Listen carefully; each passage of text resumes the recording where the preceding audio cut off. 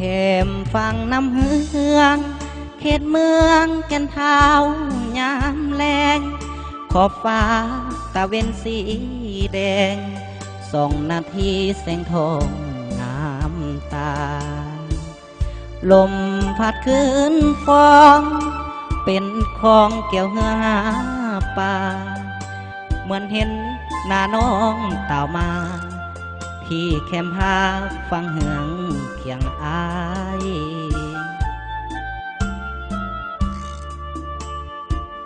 เข้มฟังน้ำเฮืองก่อนนั้นมีคำสัญญายามแรงอาบน้ำเข้มหาล่องลอยพลาเคียงคู่ขวัญใจน้องมาไกลห่าง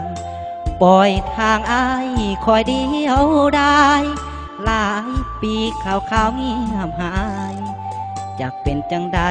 บ่มาปานนี้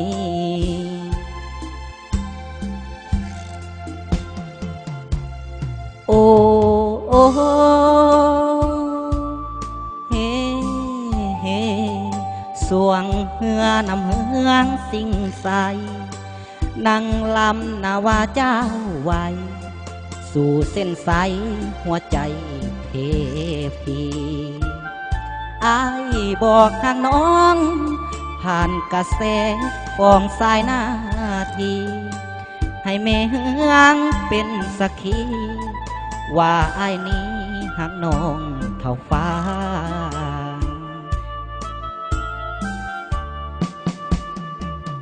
เข้มฟังน้ำเฮืองน้ำไหลลงสู่แม่คลองจงไหลลงไปบอกน้องว่าไอ้ของคอยทุกเวลาตาเว้นสีทองสัดซองแม่เฮืองคงคาเหมือนหัวใจอ้ายห้องหาคอยน้องขึ้นมาฟังเฮืองบ้านเฮา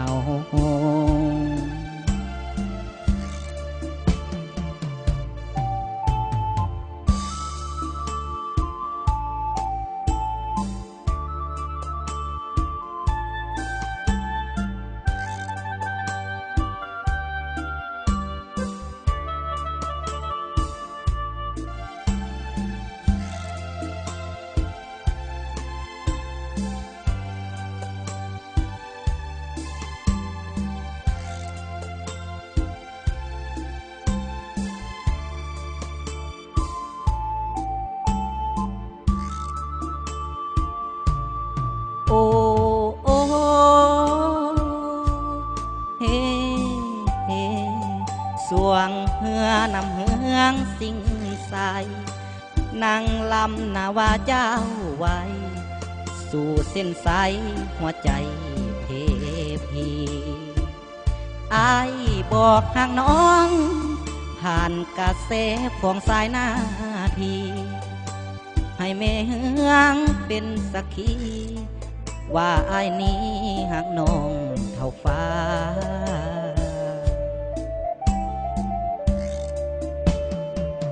เข้มฟังน้ำเฮือง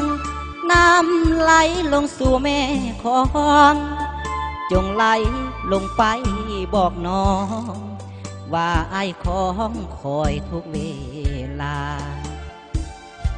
ตาเว้นสีทองสัดซองแม่เฮืองคง